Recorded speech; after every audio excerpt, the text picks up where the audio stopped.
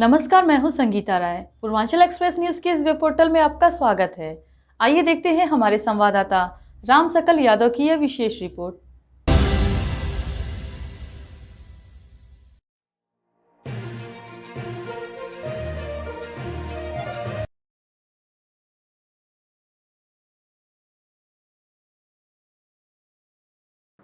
आजमगढ़ दुर्गोत्सव को लेकर विश्व हिंदू परिषद गोरक्षा विभाग का एक प्रतिनिधि मंडल बुधवार को जिलाधिकारी कार्यालय पहुंचा और 4 सूत्री मांगों का पत्र सौंपा।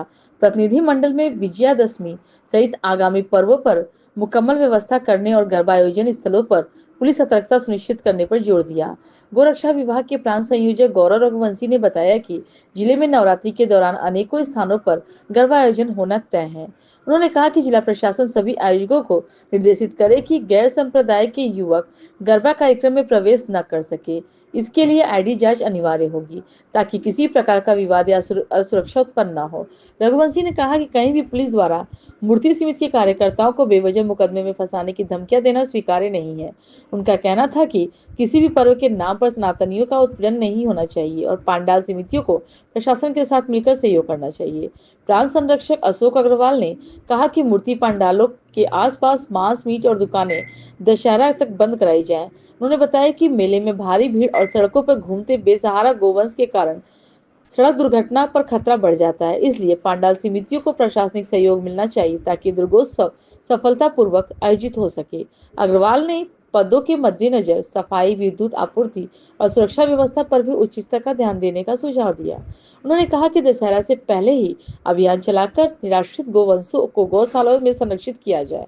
इस अवसर पर राघवेंद्र मिश्रा, लट्टू, उत्कर्ष सिंह, राजन गुप्ता, अंकु गुप्ता, आशीष यादव, शशांक मिश्रा, मोहित बर्णवाल, आकाश पंकज सहित कई अन्य कार्यकर्ता उपस्थित रहे। अपना परिचय दीजिएगा। मैं गौरव सिंह रघुवंशी, प्रांत संयोजक विश्व हिंदू परिषद गोरक्षा विभाग। आप लोग आए ज्ञापन में क्या है और किस तरह आप लोग मांग कर रहे हैं? आगामी दुर्गा पूजा और दशहरा दीपावली का त्यौहार है, हिंदू समाज का बड़ा त्यौहार है और इस उपलक्ष्य में कुछ चीज़ें ध्यान में आई हैं, कार्यकर्ताओं के द्वारा संज्ञान में दिया गया, जिसको लेकर के हम लोग आज डीएम साहब को ज्ञापन दिए हैं। प्रशासन से 4 सूत्री हम लोगों ने मांगे रखी हैं। पहला तो जो गरबा के आयोजन हो रहे हैं अभी तमाम नवरात्रि में होंगे जगह जगह, तो इसमें मतलब जिहादियों के प्रवेश को प्रतिबंधित किया जाए। गरबा के आयोजकों को जिलाधिकारी कार्यालय से कम निर्देशित कर दिया जाए कि आप आईडी कार्ड देख करके किसी को एंट्री दें, अन्यथा कल को कोई भी अपनी घटना घटेगी तो उसके लिए जिम्मेदार आप स्वयं होंगे। दूसरी चीज़ ये है कि प्रशासन द्वारा, पुलिस के लोगों द्वारा हर मूर्ति पंडाल के कार्यकर्ता को जैसे कि अपराधी समझा जाता है। जहानागंज हो, मुबारकपुर, खिरियागंज हो, जनपद के तमाम जगहों से सूचनाएं आए कि बार बार FIR करने की धमकी दी जा रही है कार्यकर्ताओं को। तो अगर प्रशासन ने मान लिया कि सारे मूर्ति पंडाल के लोग अपराधी हैं तो कोई बात ही नहीं है, फिर तो मुख्यमंत्री जी को संज्ञान में लेना चाहिए। जो कार्यकर्ता अपना समय लगा करके, अपना धन लगा करके अपना समय पूरा देता है, 9 दिन समर्पण करता है, अपनी भक्ति करता है, ऐसे व्यक्तियों को, ऐसे कार्यकर्ताओं को आप लोग मुकदमे की धमकी बार बार क्यों दे रहे हो? जहानागंज में कल बात आई, वहाँ एक वीरेंद्र यादव हैं, सपा के मानसिकता के व्यक्ति हैं, वो बार बार कार्यकर्ताओं को परेशान करते हैं कि हम मुकदमा कर देंगे तुम लोगों पे, क्यों मूर्ति छोटी है, क्यों मूर्ति बड़ी है, क्यों तुमने ये किया, क्यों तुमने वो किया। भाई, हिंदुओं को त्यौहार मनाने दिया जाए। अभी मुहर्रम बीता, कोई न डीजे पर प्रतिबंध रहा, न कोई इतना बताने गया, लेकिन हिंदुओं को हर कदम पे बताया जा रहा है और हर कदम पर मुकदमे की धमकी दी जा रही है। मुबारकपुर यस्सो भी इसी प्रकार की बात करते नजर आए। तो इन चीज़ों पर भी रोक लगानी आवश्यक है। हमारे जो भी मूर्ति पंडाल के भाई लोग हैं वह आदरणीय हैं, वो उनका सम्मान होना चाहिए और कोई भी उन पर अगर मुकदमा करेगा तो फिर हम लोग चुप नहीं बैठेंगे। यह भी हमने प्रशासन से कहा है।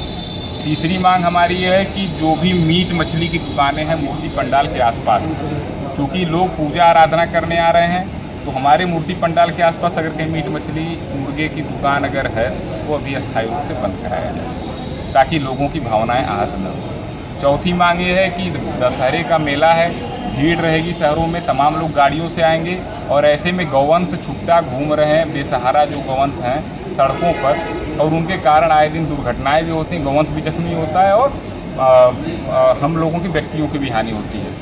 तो इससे बचने के लिए एक बार प्रशासन को अभियान चलाना चाहिए जिला स्तर पर, और जहाँ भी ऐसे हमारे जहाँ मेला लगने वाले स्थल हैं वहाँ पर गौवंशों को गौशालाओं में संरक्षित किया जाए। यह 4 सूत्री मांग हम लोगों ने डीएम साहब से रखा है और इस पर कार्रवाई करना चाहिए। प्रशासन से हमारी ये मांग है। अन्यथा आगे कल को कोई भी दिक्कत होगी तो उसका जिम्मेदार जिला प्रशासन होगा।